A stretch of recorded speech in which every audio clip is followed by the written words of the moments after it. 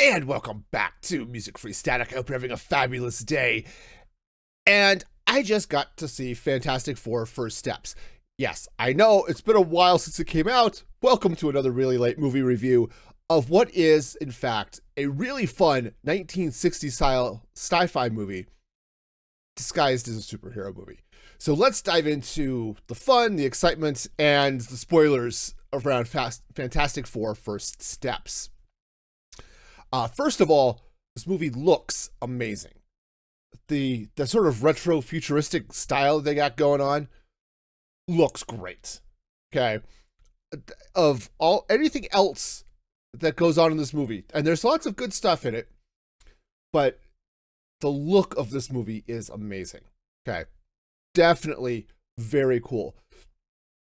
And, from the sort of 1960s style CRTs that they've got for their screens and stuff, to just the way their spaceship looks. I mean, that said, you could take a look at this or look at any movie from the 1960s and say, yeah, this is definitely where they're starting to pull stuff from. Okay, so let's talk about the characters a bit, because the characters are fun. Okay, now you've got the Fantastic Four themselves, right?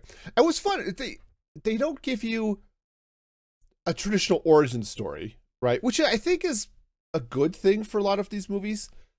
So many superhero movies these days, or at least in the past, have started with an origin story. And there's only so many times you can watch Peter Parker get bit by a radioactive spider, or watch Bruce Wayne watch his parents get killed, right? There's only so many times you can see all of that stuff. And really, what we want is fun superhero sci-fi action. We don't need to see them get caught in space again by more.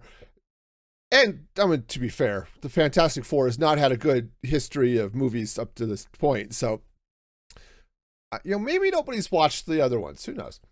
But they do give us a little bit of the origin story in sort of the form of a documentary, almost, as you go through the opening credits.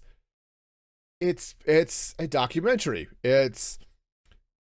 We all remember the brave astronauts who went into space and then were microwaved by radioactive nonsense or whatever, and came back drastically changed.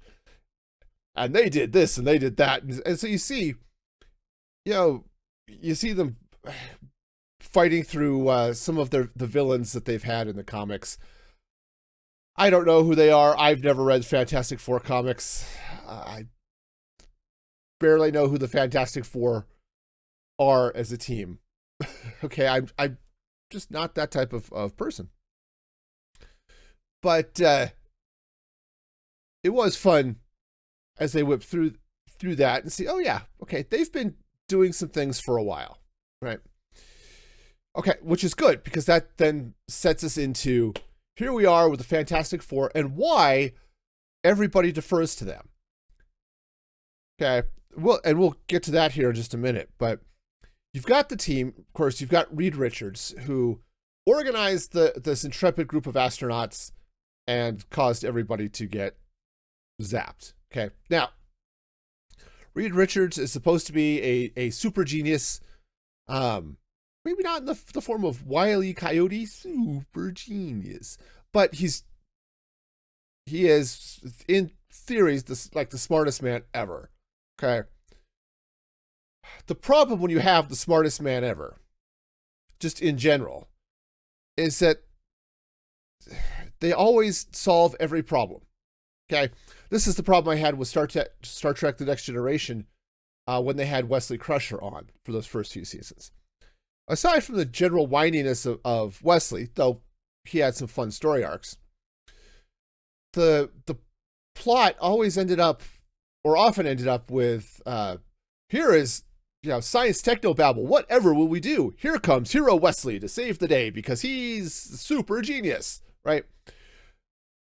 A really weak storytelling device. Once or twice is cool. When it happens all the time, it's like, all right, can we not now? Right?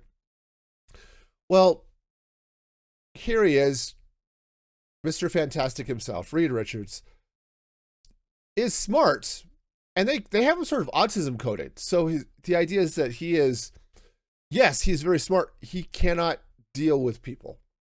Okay, he has his social skills, his interpersonal skills are not the best, and he runs into that with his wife Sue at one point. They're having a discussion, and she talks about how he's, he sees all of these different things, and sometimes he focuses on the negative, and how sometimes what he says hurts her. And you can tell this isn't something that Richards, for all his brains, had ever thought of, or it certainly hadn't sunk in that his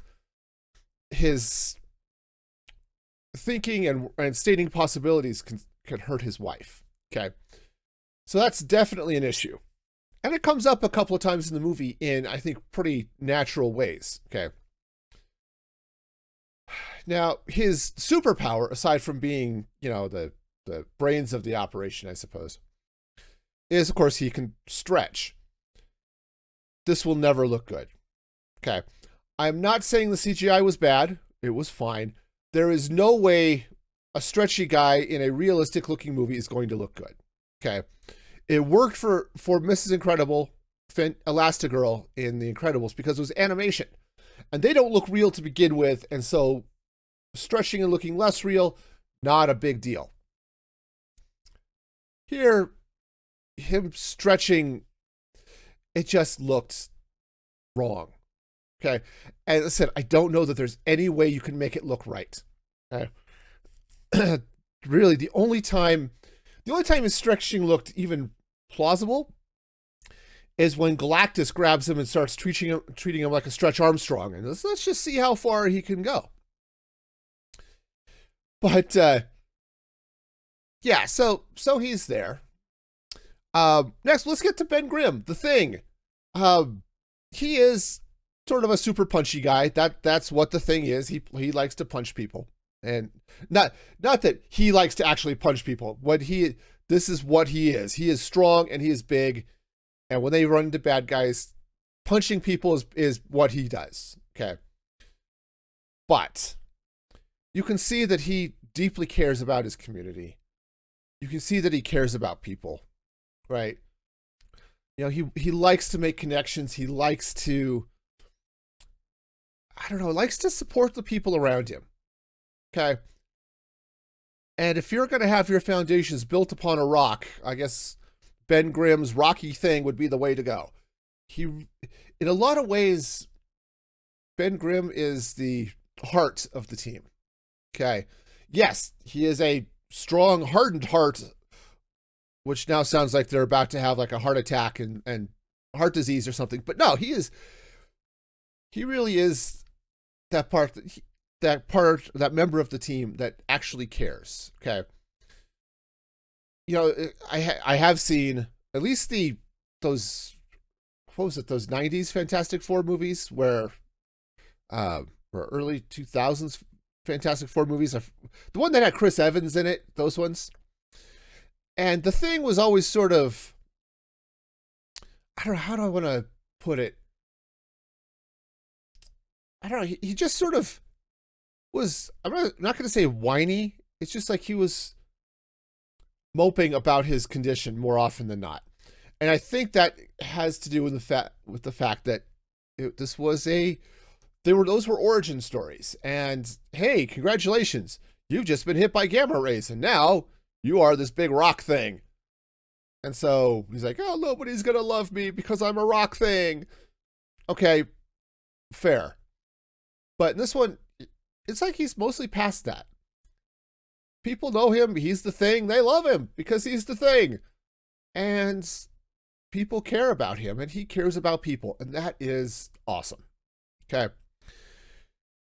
All right. So next, let's talk about Johnny Storm, the Human Torch himself. Now, one of the things I liked about Johnny Storm in this movie, in First Steps, is that he was more than just a himbo. Okay. You look at the Fantastic Four movies with Chris Evans, Evans was that's what he was. He was a himbo. He was the good-looking guy who was hot in multiple senses of the word, I suppose, but was sort of generally an idiot. Okay. They did not show that he had any form of intelligence in those movies. This one is different. Yes, he is still the not quite womanizing, but sort of, right? He's definitely the guy. He likes to go out and date and that type of thing. Not that you see a lot of that. They just make jokes about it throughout the movie. But he's also a smart guy, right? That's the thing that was missing from him from at least the last movies I saw. And I did not see Fantastic Four stick. Right? I didn't see that the last Fantastic Four that had I don't know who else was in it. I don't know anybody who was in it. I just didn't see it.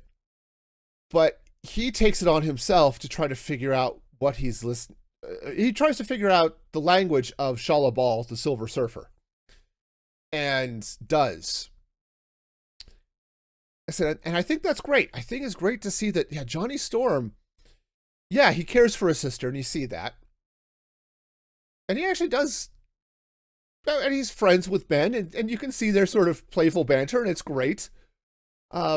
He doesn't quite get on with Reed, which is understandable. But he's also not an idiot, right? He is a smart man. And that is something that, honestly, you look at so many of the teams, right? Not necessarily, well, no, just any team. It's right. You've got the brains, you've got the brawn, and you've got the girl. Okay, or the beauty, however you want to put it. And more often than not, the bronze is an idiot. Just a stupid nutball. And sometimes you'll add the stupid nutball as a fourth character, right? So you get like the A-team, right? You had Hannibal, who was the leader, and you have Face, who was obviously the smart guy, and you got the Brawn and Mr. T, and you got Howling Mad Murdoch as the nutball. And sometimes they treat Mr. T as like he was not quite like he was the idiot, because he was a mechanical genius, apparently. Well, genius might be a little stretching it, but guy was a mechanic and a good one. Okay.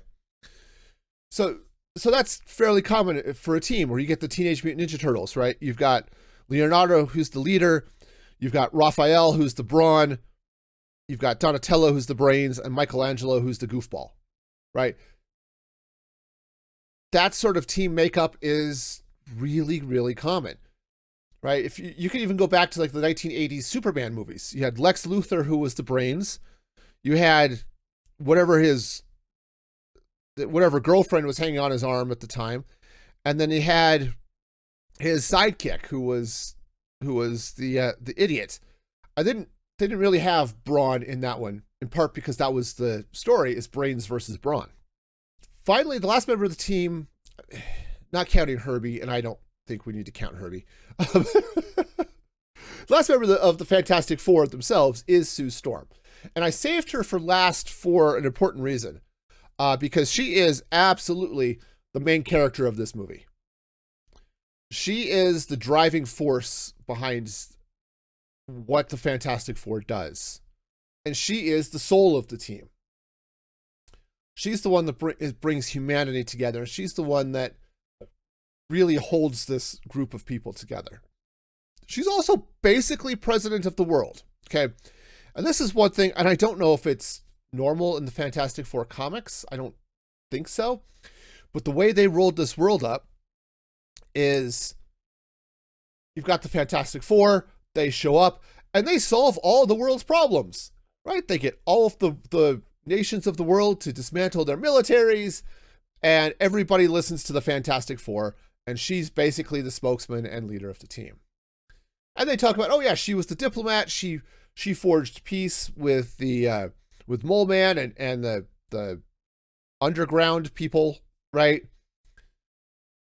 And she comes out when there's contention, and she deals with the contention. Okay. she is very much the heart and soul of the team, which is great. Okay. They also show her as being possibly the most powerful person on the team, which she might actually be. Okay. Again, I don't follow the Fantastic Four through comics or anything else. I don't know how she's typically portrayed, but here she is practically the most powerful person on the team.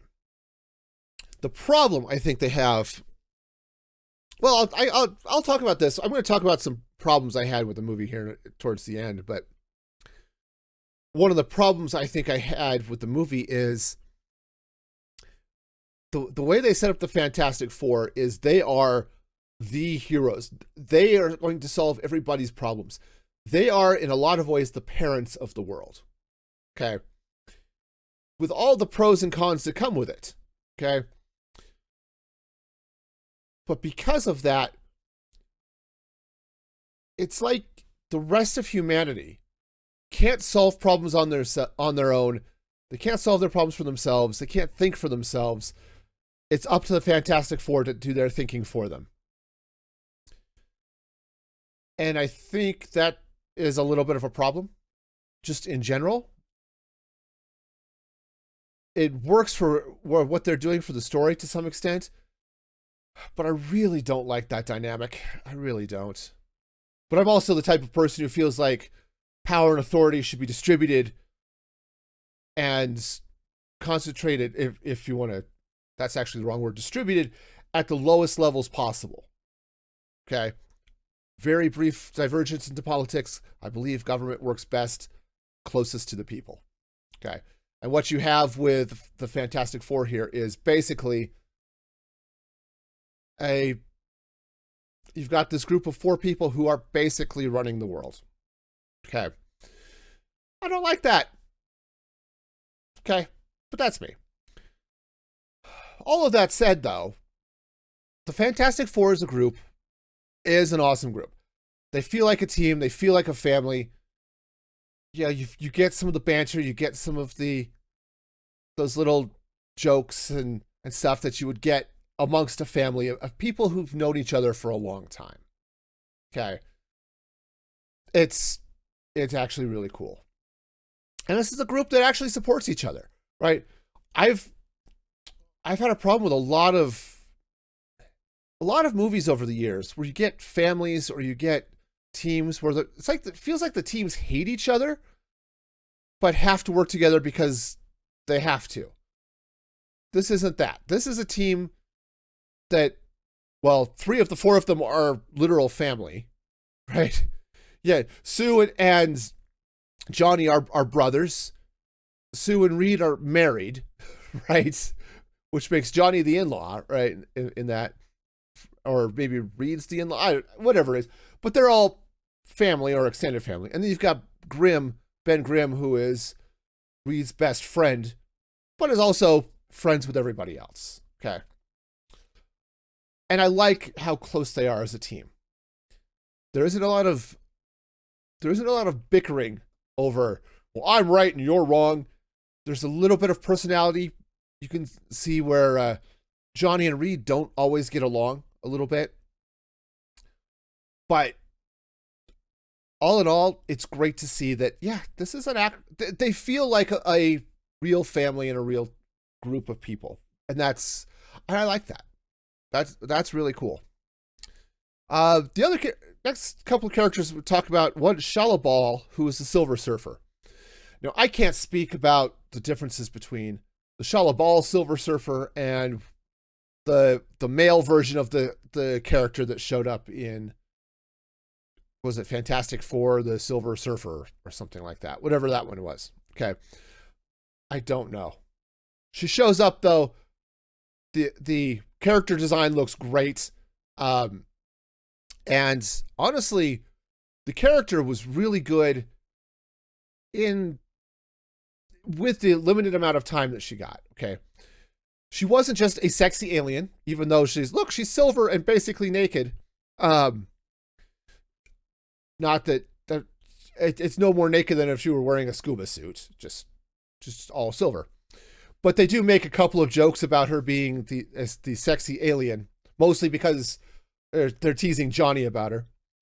But you can tell that as a character, she's actually a character. She's actually a person, right? She has actual feelings.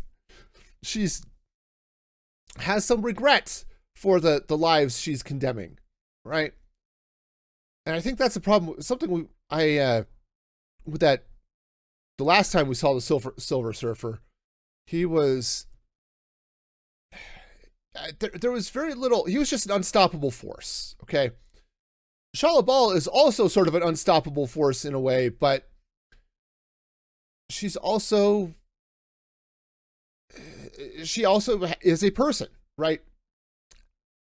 And so I see Johnny try to hit on her, fails miserably, but it's fun, and you can see that she actually cares somewhat. Okay, she's doing a job that I think she probably regrets a little bit. Okay, but she still is not totally thrilled with the idea. And as the plot progresses and they realize that, okay, Reed and Sue are having a baby. Okay, she has said baby, and she's even still pregnant. Galactus, who I'll get to in a minute, who's the supervillain here, realizes that her baby has some ridiculous power. Okay, I think it was a power cosmic or something silly like that. Very 60s style name to it. He offers to spare the Earth in exchange for the baby.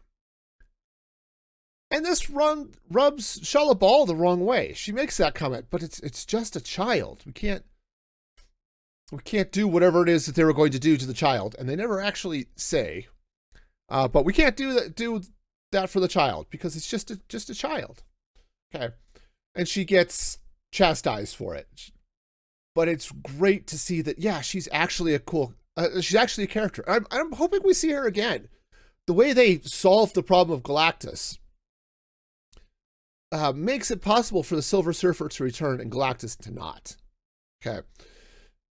And we'll talk about that here in just a little bit. But I think this would be a fun character to show up again in either in her own movie, in one of the cosmic movies, right? You could have the Surfer show up in a Guardians of the Galaxy movie, or if they were to do, I don't know, Nova, or I don't know who else is out in space, but the Surfer could show up there too, right? So that could be fun. Okay, I hope she shows up again, because in just the limited amount of time that we got to see her, I think she was a good character. I think she worked well. All right, so let's talk about Galactus. Now, again, as a person who doesn't really know the Fantastic Four, my knowledge of the Fantastic Four is from that first movie, and from, I think maybe I saw them in a cartoon or two. I don't remember, but I just very superficial. But Galactus, when we last saw him in the movies, he was basically just a mindless cloud. It's just a big cloud of nothingness that's going to come destroy the Earth. Here, he's actually a character. And it's interesting. So we don't get a lot of Galactus, okay? But what we do get shows that he is desperate, which is interesting, okay?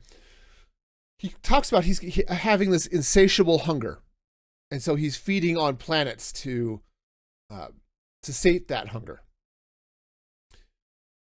Now, I guess from the comics, this is what I'm getting from other discourse around the movie, was that, sometimes he appears as this giant thing in space who could eat the Earth like an apple. He can shrink down to a size that's capable of standing on a planet, whatever, okay? In this case, I don't think they have him change size. I think he's just big. Hundreds of feet tall.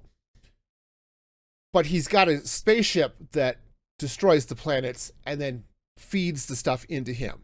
Okay, so he's not there taking big bites like oh look, it's an apple Earth, not so much. Okay, and he's destroying the worlds because he has to sate his hunger somehow, and he's desperate to find a way to stop being hungry. And I will tell you, as a fat man trying to stop being a fat man, I could understand I want to stop being hungry. Okay, I get that. And somehow, Sue and Reed's baby, Franklin Richards, can free him from his hunger. They don't say how, they don't say what's going on, just that he can. We have ourselves a baby MacGuffin here. But you can feel that sort of desperation. And that's why he doesn't just eat the earth when he shows up. It's because he wants the kid. He may eat the earth afterwards out of spite, but he wants the kid. Okay. Again, we don't get a lot of Galactus, but at least what we get is enough to say, yeah, he actually has some motivations here. And I don't know that he's necessarily cruel, but he is driven by something that he can't control. And it was great to see Galactus as an actual challenge. Not that the other ones weren't a challenge, but as a thinking challenge, not just a natural disaster, I guess. Now, I mentioned way at the beginning, this is a classic 60s style science fiction movie. And you get a little bit of that sci-fi. One of the things I like most about sci-fi is the question, okay? And the question can come in a lot of ways. What if society looked like this? What if there was this change? How would that affect society? This is a moral question, which happens a lot in science fiction. And the question here is it moral to sacrifice one child to save the world? Okay? Because that's the deal that Galactus is going to make with the Fantastic Four. They fly up to challenge Galactus, and it's like, okay, let's negotiate.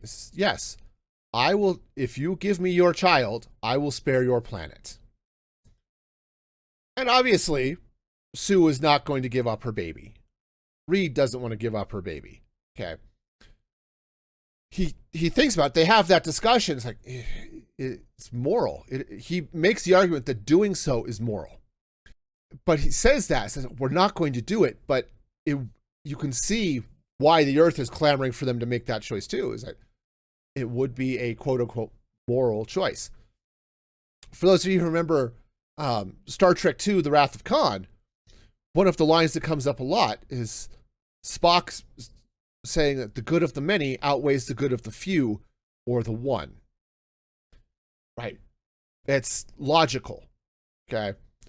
Well, is it though? Is this morally? That might be logical. Is it morally the right thing to do? If you could save humanity by killing a baby, is that moral? And you can make arguments both ways, okay? Again, the logical choice, right? The Spock choice, the good of the many outweighs the good of the few. Sure. But as a parent, the idea of sacrificing my child, no. There's just no way that becomes a yes for me, okay? And Sue has the same response, and her response, I think, was really, really good. She comes out, they have this discussion around the kitchen table, and again, Reed is going through he's thinking through the possibilities, and Sue accuses him of thinking about and trying to justify perhaps sacrificing their child. He says, yes, I've thought about it. We're not going to do it, but you could understand why, right? And she leaves that table and she picks up her son and she walks out of the building where there's a crowd of protesters. And she says, okay, I'd like to introduce you to my son. And she tells him, I will not sacrifice my son for the world, which you could hear the sort of general outcry, but I will not sacrifice the world for my son, which gives everybody pause. And I think that was a great line. It's like, maybe the good of the many is to not sacrifice anybody and to find an option C, right? What is the third option? And of course, Franklin comes up with a third option because he is that smart. And this leads me to one of my problems with the movie. Okay. So early in the movie, Reed is experimenting with teleportation. Awesome. He can teleport an egg across the room. Cool. They come up with a plan to teleport the Earth. Yeah, I think it's just the Earth, though the pictures also show the Earth and the Moon. But teleport the Earth someplace else far away from Galactus. Okay, so far away he won't be able to get to them or something like that. How long does it actually take to build these things? They show it in a montage with little reports of Galactus is at Saturn. Galactus is at Jupiter. Galactus is just past Mars, right? How long does it take Galactus to traverse? Right now, with our technology, it takes, 9 months to fly from the Earth to Mars. So there's a possibility. I mean, you could break down the physics of this, perhaps, that Galactus, right, they have faster than light travel, which gets him to the solar system, and then he travels at sublight speeds through the solar system. Okay, and that could take a year, maybe. I could see that argument. Never once did I hear them talk about, he will be here in X number of months. We just never see it. Okay. But they managed to build a bunch of these things with the plan to teleport the Earth. The other problem they have is they need power and they don't have it. So everyone says, okay, we need everybody to turn off the lights and save power. It's okay, great. But unless they're putting all the power into batteries, they get one shot here because all they have is their regular generation. So I don't know, that felt a little bit funky to me, but again, it was something that maybe just because I wasn't watching close enough, I don't know. There was just, it was part of the montage and they just sort of were hand waving things away. But this was very much that montage again was going back to, I don't like tyrants. And even if they're kind tyrants, like the Fantastic Four seems to be sometimes, as they were up there, says, we need to do this, go do this. Now, to be fair, it's, here's the threat, this is what we need to solve the threat, help solve the threat. That does get people motivated. I've definitely seen, hey, you want to help save your own life, here's how we do it. But it's still, again, this is probably a me thing. Okay, I fully admit this is a thing. Okay. But they get the portals built. Not that it matters, because, hey, guess what? The Silver Surfer still exists, and she is very fast. And she destroys all of the portals but one by the time, when Galactus shows up. So, okay, great. How do we solve it? Well, if we could push Galactus through a portal, and they rig up bait with the baby as bait and all this stuff, and the plan doesn't work initially because, hey, Galactus is not an idiot, which I thought was nice to see, you know? He can tell that the baby's not there. And so now you get a bunch of fun, action scenes and things with that happening. And you see here, Sue is powerful enough to physically move Galactus and push him back into the portal and kind of sacrifice herself at the same time. Eventually, she passes out, dies, perhaps. And baby Franklin puts her hands on her, or he puts his hands on her, and she comes back to life. Okay. We don't know how any of this happens. Very, very 60s sci-fi. Okay. which is fun. You can get buried in explanations of, oh, he tapped into this and this and this. Yay, he saved her. Okay, that totally can get annoying when you start over explaining things. Okay, but there's also this great scene as she's pushing. Sue is pushing Galactus. It's not quite enough. She can't quite do it. Johnny decides, all right, I will crash into him to provide the momentum to push him in. And as he's going, Shala Ball smashes into him with the surfboard, knocks him out of the way, and then she's the one to smash Galactus through the thing to teleport him away. Cool, right? And the surfer can travel by the power of the surfboard. So faster than light, all that via the surfboards, doesn't need a special ship, which Galactus does. So yay. Again, this goes back to, yes, we can see the surfer again, and I hope we do. While I enjoyed the Fantastic Four First Steps, it wasn't without its problems. Again, I've talked about a few of them. One other problem I have, and this is 100% a me problem, okay? I will freely admit, this is not a problem with the movie. This is a me problem. I am so tired of Pedro Pascal. I don't know what it is. I have zero interest in him as an actor. And I'm not overly fond of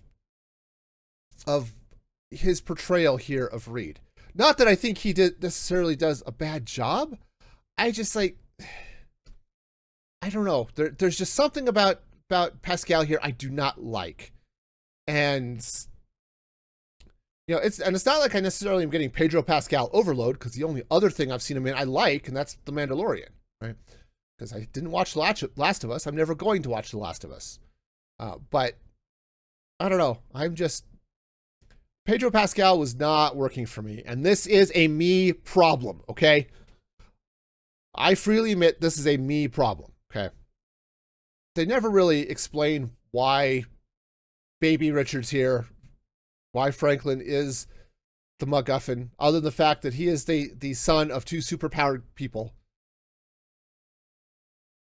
I don't know.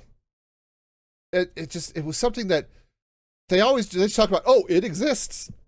We don't know how it works, what it is. We can't even detect it. It's just, okay, it's there, cool. The only time you see anything close to the power existing is when baby Franklin potentially resurrects Sue. All right, and so aside from that, again, it wasn't a perfect movie, but it was a really fun one, and I loved the 60s style sci-fi adventure that they had going on here. Yes, you had superheroes, but the reality is most of their powers are ancillary to the story, which I think was good for this story, right? Too often with a superhero movie, the movie is all about their powers.